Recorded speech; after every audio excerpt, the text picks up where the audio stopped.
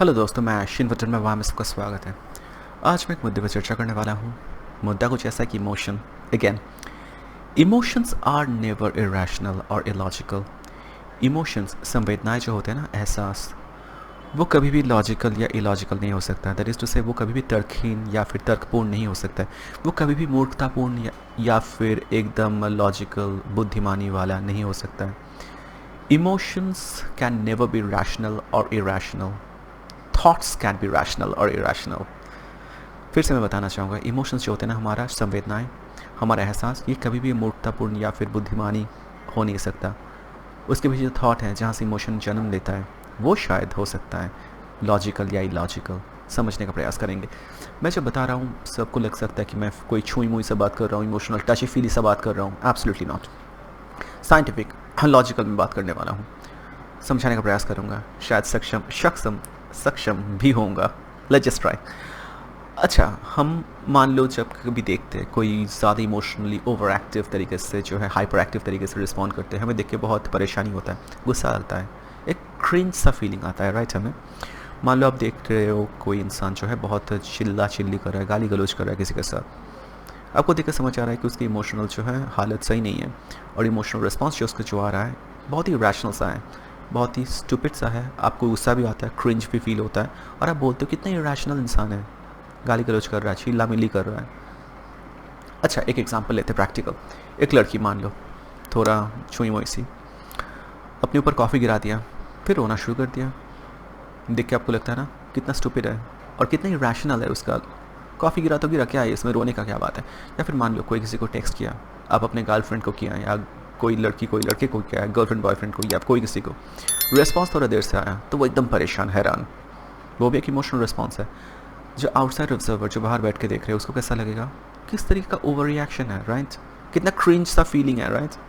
कितना इरेशनल सा है, right. But here is the thing, emotions can never be rational और irrational. Thoughts can be rational और irrational. Emotions के पीछे जो चिंता है वो रैशनल और इरेशनल हो सकता है। समझने का प्रयास करेंगे एक एग्जाम्पल से। मान लो एक बच्चा है, उसका नाम है राजा। वो छोटा बच्चा है, अंधेरे घर में घुसा अपने, फिर डर गया, रोना शुरू कर दिया। उसको एक परछाई दिखा, छाया, और उसको लगा कि कोई भूत है, कोई राक्षस, कोई मॉन्स्टर है। वो देख के रोना चिल्लाना शुरू कर दिया, राइट। अभी इसका दो पहलू है। पहला पहलू तो है राजा रो रहा है और उसका जो है हाथ कांप रहा है, पसीना पसीना हो गया है बेचारा बच्चा। पर वो जो फीलिंग उसका है ना, उसका हाथ कांप रहा है, उसका दिल की धड़कन तेज़ है, रो रहा है बेचारा, और जो है वो एकदम पसीना हो चुका है, हाथ पैर ठंडा हो गया। ये तो फिजिकल मैनिफेस्टेशन है, राइट। ये कैसे इलॉजिकल या इरेशनल या फिर अनरियल हो सकता है, ये तो रियल है, आपको दिख रहा है।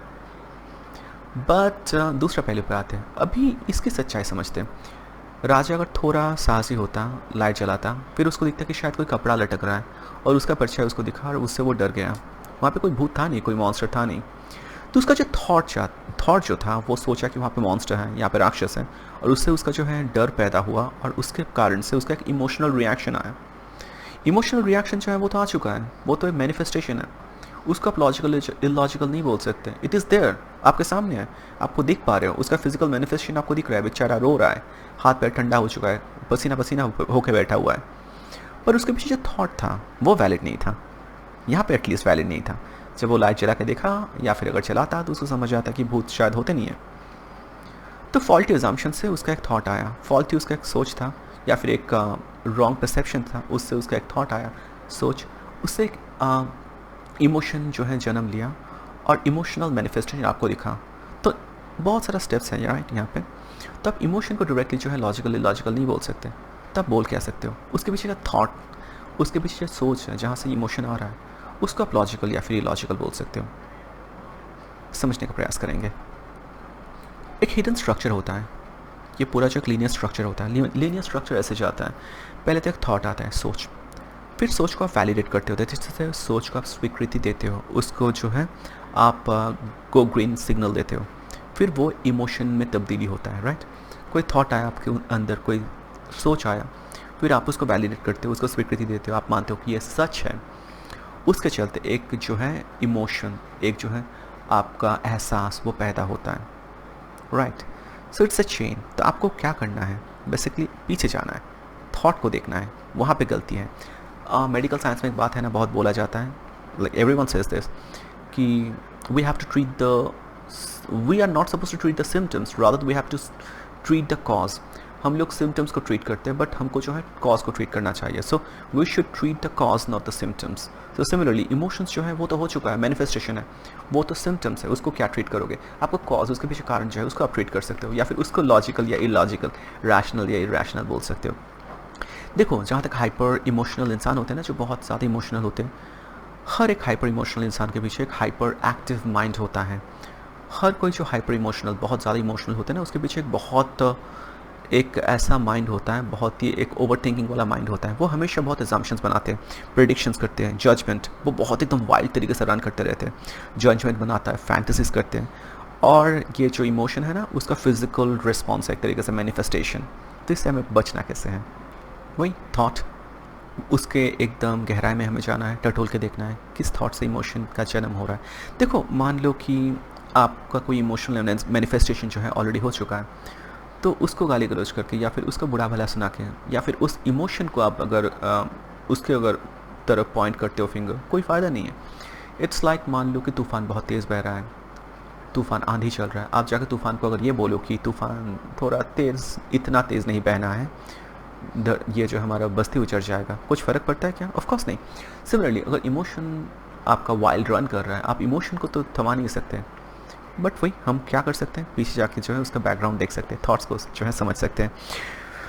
और एक एग्जांपल देखते हैं। मान लो कि कोई, अगेन अभी राजा बड़ा हो चुका है, वो एम्प्लॉई है, राइट, उसका बॉस उसके सामने से पास किया, बट आज जो है सुबह बॉस जब उसके सामने से पास किया, थोड़ा गुस्से में पास किया, और उसको देखा नहीं, और उसको गुड मॉर्निंग तो ऑफकोर्स बोला नहीं। अभी राजा का जो है दिमाग एकदम चलना शुरू कर दिया, वो बहुत इमोशनल रिस्पॉन्स उसका आना शुरू कर दिया। राजा भी डर रहा है, उसको लग रहा है कि बॉस मेरे से गुस्सा है, शायद मेरे को फायर कर दिया जाएगा।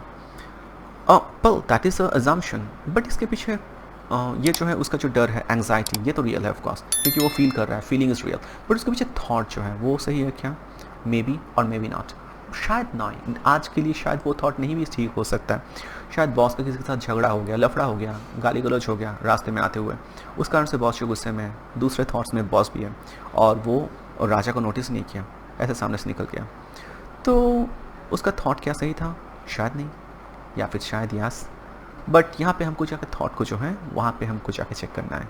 सो ये डिफरेंस बहुत इंपॉर्टेंट है। देखो, ऑल थॉट्स जो होते हैं ना, ऑल इमोशंस आर वैलिड, जितने भी इमोशंस होते हैं ना, सब वैलिड है, क्योंकि वो फिजिकल मैनिफेस्टेशन है, आपको वो दिख रहा है, इट्स अ फिजिकल मैनिफेस्टेशन, आपको दिख रहा है और वो सह रहा है। All emotions are valid, but not all emotions are justified. But जितना भी इमोशंस हमको दिखता है, सब जस्टिफाइड नहीं है, इनजस्टिफाइड भी बहुत सारा होता है, अनजस्टिफाइड जो बोलते हैं हम लोग।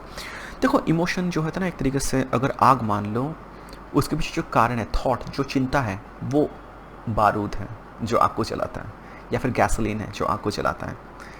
अगर आपका वो बारूद गलत है, या फिर गैसोलीन, या फिर फॉल्टी अगर थिंकिंग है, तो आपका जो आग है वो भी गलत तरीके से लगेगा, राइट? तो इससे हमें बचना है। तो हमको क्या करना है? इमोशनल प्रोटोकॉल रन करना है। इमोशनल प्रोटोकॉल का मतलब क्या है, समझते हैं। देखो, हमारा कुछ थॉट्स ऐसा होना चाहिए, या फिर ऐसा एक सिस्टम होना चाहिए जिससे हम लोग अपने इमोशन को चेक कर पाएँ। इमोशन को नहीं चेक कर पाए, हमारा थॉट्स उसको चेक कर पाए, जिसके कारण से इमोशन जो है आ रहा है। मान लो आपका दोस्त था, आपका दोस्त आपसे उम्मीद लगा के रखा था, या फिर अचानक से आपको फ़ोन करके बोल रहा है कि मैं आज शिफ्ट करूँगा, तो मुझे हेल्प कर। वो कहीं पे एक जगह से दूसरी जगह शिफ्ट कर रहा है, वो आपसे मदद मांग रहा है। आपका एक ही दिन छुट्टी है, रविवार, और वो आपका उतना खास दोस्त भी नहीं है, या फिर वो आपको कभी मदद नहीं करता है, वो आपसे मदद मांग लिया। अभी आप उसको ना बोलती हैं, और इसके लिए जो है आप बहुत गिल्ट फील कर रहे हो। अभी ये जो गिल्ट फील आप कर रहे हो ना, ये इमोशन, ये तो वैलिड है, ऑफकोर्स आप फील कर रहे हो, बट ये जस्टिफाइड है कि नहीं? अभी हमको ये 3-4 स्टेप में हमको चेक करना है। तो पहले आप खुद को ये प्रश्न करो कि आप कोई कमिटमेंट वायलेट किए हो क्या? कोई एक्सप्लिसिट कमिटमेंट आप उनको किए थे कि मैं तेरे को मदद करने वाला हूँ, फिर लास्ट मोमेंट में जो है आप विड्रॉ कर लिए, ऐसा किए हो क्या? अगर ऐसा है, तब आपका जो इमोशनल वैलिड है, इमोशन जो है वैलिड है, अदरवाइज नो, ये इमोशन इनवैलिड है। देन आप ये सोचो कि कोई आप अनएथिकल काम किए हो क्या? एथिकल जो स्टैंडर्ड या फिर रूल जो है उसको ब्रेक किए हो क्या? अनैतिक कुछ काम किए हो क्या उसको ना बोल के? अगर नहीं, देन आपका इमोशन यहाँ पे वैलिड नहीं है, लॉजिकल नहीं है। फिर आप मान लो कि आपका कोर जो बिलीफ सिस्टम है ना, आपका जो कोर वैल्यू सिस्टम, जिस तरीके से आप जीते हो, दुनिया को जिस नज़रिए से देखते हो, या फिर आपका जो व्यक्तित्व जैसा है, उसके परे वैसा कुछ काम किए हो क्या, जिसके कारण से मान लो कि आपका आत्मा, अंतरात्मा कलंकित हो गया, ऐसा कुछ किया हो क्या? कोई अनैतिक काम किया हो जो आपका कोर वैल्यू, आपका जो बेसिक वैल्यू सिस्टम उसके परे है, उसके विपरीत है, ऐसा कुछ काम किया हो क्या? अगर नहीं है तो आपका जो है फीलिंग शायद वैलिड है, बट उसके पीछे का जो रीज़न है वो वैलिड नहीं है और आपको गलत ये इस तरीके का फीलिंग जो है आपको बढ़ावा नहीं देना है। आप खुद को ऐसे चेक करो। देखो ये किस तरीके के इंसान के साथ होता है, जो पीपल प्लीजर जैसे होते हैं ना, जो लोग को हमेशा खुश रखने का प्रयास करते हैं, जिनका परवरिश उतना खास अच्छा नहीं रहा, हमेशा वो बहुत तकलीफ भरी ज़िंदगी झेला, उनमें अंदर ऐसा होता है कि वो पीपल प्लीजिंग मेंटालिटी लेके जीते हैं। तो उनको हमेशा ये करना चाहिए। और देखो आपके अंदर ये फॉल्टी एग्जाम्पशन डाला गया कि आप अगर दोस्त को ना बोलते हो, बाउंड्री सेट करते हो, तब बुरे हो। सो if I say no I am a bad friend, अगर मैं उनको ना बोलता हूँ, कभी भी कुछ वो मांगते हैं, कुछ भी बोलते हैं, उनको अगर ना बोलता हूँ तो मैं दोस्त के नाम पे एक धब्बा हूँ, कलंक हूँ। हमारे अंदर ये एक चीज़ किसी किसी के अंदर डाला जाता है और ये सही नहीं है, आपको ये समझना है। और आपको करना क्या है, देखो जो आपका दिल बोल रहा है ना उससे उल्टा करो, ऑपोजिट एक्शन। मतलब पहले तो है, आपको अगर लग रहा है कि आप उनसे जाके माफ़ी मांग लो या फिर उनको अपोलोजाइज़ करो, एकदम नहीं करना है, क्योंकि आप गलती नहीं की हो, क्योंकि आप ये जो है प्रोटोकॉल रन किए हो, राइट। आप खुद को ये 3-4 प्रोटोकॉल से मान के देखे हो, इमोशनल प्रोटोकॉल रन करके देखे हो, आपको समझ आया कि आप कुछ अनैतिक कुछ काम किए नहीं हो। तो आपको जो है वो इमोशन, आपका फीलिंग लेके बैठना है, ओके। ऑपोजिट एक्शन आपको करना है। इनिशियली बहुत अनकंफर्टेबल सा लगेगा आपको और ये आपका फीलिंग जो है थोड़ा इंटेंसिफाई भी होगा, बहुत ज़्यादा गहरा भी हो जाएगा थोड़ा देर के बाद, बट ओवर टाइम जो है इमोशनल ये तूफान जो है वो पास ऑन हो जाएगा। फिर जो है आपका ये नया एक साइकिल क्रिएट होगा। आप अपने इमोशन पे बह नहीं गए, खुद को एकदम संयम से, धैर्य से एकदम पकड़े रखें। एक नया पैटर्न बन रहा है आपके लिए, ये पैटर्न को अगर फॉलो करते रहो तो यही आपका सच्चाई बनते रहेगा आगे चल के।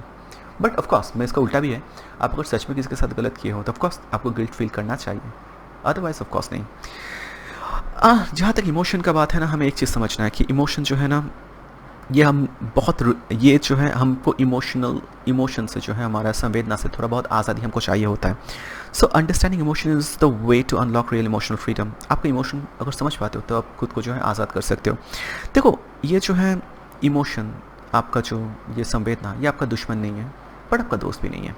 ये हमेशा उतना रिलायबल गाइड भी नहीं है। आप इमोशन में बह के हमेशा काम कर नहीं सकते। तो हमें करना क्या है, वही जो मैं हमें हमारे इमोशन को जो है एकदम दबा नहीं देना है, एकदम इमोशन को मार नहीं डालना है, दफना नहीं देना है, बिकॉज उसका जो है गलत प्रभाव होता है।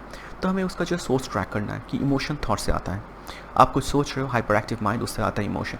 वो थॉट सही है क्या, वो रियलिटी से परे है क्या? अगर है तो आपको वैसे तरीके से काम करना है। तो पहले जाके रूट कॉज को चेक करना है, वो थॉट फॉल्टी है या नहीं, वो हमें समझना है। और ऐसे करके जो है हम खुद को इमोशनल जो ये टर्बुलेंस, ये टॉप्सी टर्बी इमोशन जो चलता है ना, इससे आज़ाद कर सकते हैं। और जैसे कि बताया, इमोशन वो इरेशनल नहीं है, इलॉजिकल नहीं हो सकता है, क्योंकि इमोशंस और मैनिफेस्टेशंस, उसके पीछे जो थॉट्स है, जो चिंता है, वो शायद लॉजिकल या इलॉजिकल हो सकता है।